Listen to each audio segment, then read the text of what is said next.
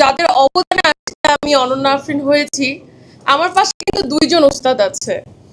আমি অনেক ছোটতে এসেছি 2019 সালে। তো আমার অ্যাক্টিং ক্যারিয়ারটা শুরু হয় আমার স্যার ডিএ তাইবের হাত ধরে, ওনার প্রোডাকশন থেকে কাজ করেছিলাম।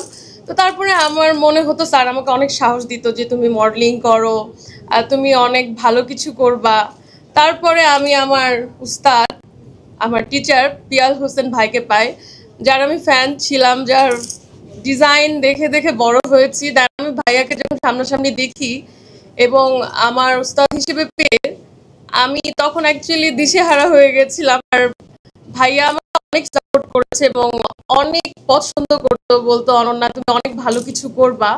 সো আমি ভাইয়াকে সবসময় ফলো করতাম, ভাইয়া কিভাবে হাঁটতে বলে, কথা বলতে বলে। এমন করতে করতে আজকের অনন্যা হয়ে গেছে আমি, হয়তো আরো হতে হবে।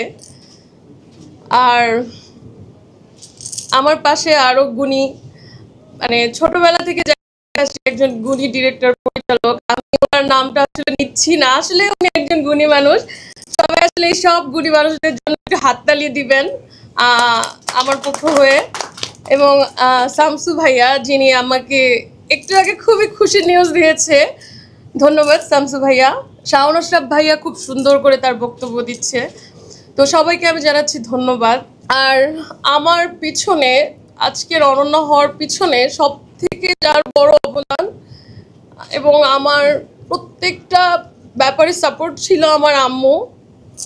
ওনার দোয়ায় হয়তো আজকে, মায়ের দোয়াটা সব থেকে বড়, তার দোয়াটা হয়তো আমার মাথার উপরে এখন, আমার মা।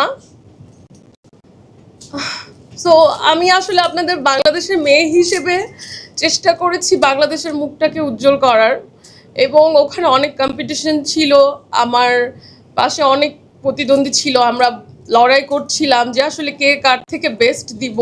সবসময় পিয়াল ভাইয়া বলেছে তুমি বেস্ট, তুমি পারবা। আমি চেষ্টা করেছি যে আমার বাংলাদেশে একটা ক্রাউন আনার জন্য, ইন্টারন্যাশনাল ক্রাউন আনার জন্য, এবং ইনশাল্লাহ আমি আপনাদের দোয়ায় সফল হয়েছি। যাত্রাটা আসলে যখন ভাইয়া আমাকে কল করলো একদিন, পিয়াল ভাইয়া, যে এমন এমন ইন্টারন্যাশনাল একটা বিউটি প্রেজেন্ট হবে অনন্যা, তুমি কি রেডি?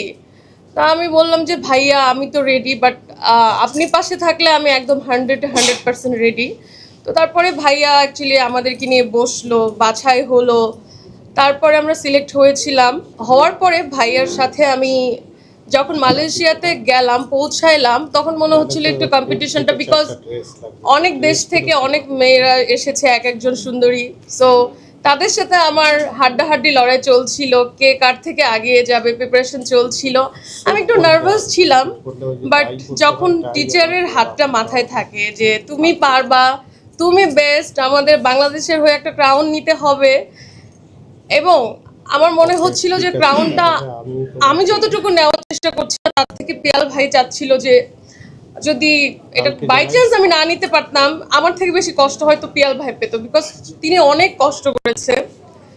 তো তার মধ্যে আমরা তো কম্পিটিশন ছিল অনেক, থাকার পরে যেটা হয়েছে এক একজন এক এক দেশের, সো এক এক রকম ছিল, বাট ওখানে সবাই আমার বন্ধু হয়ে গেছে।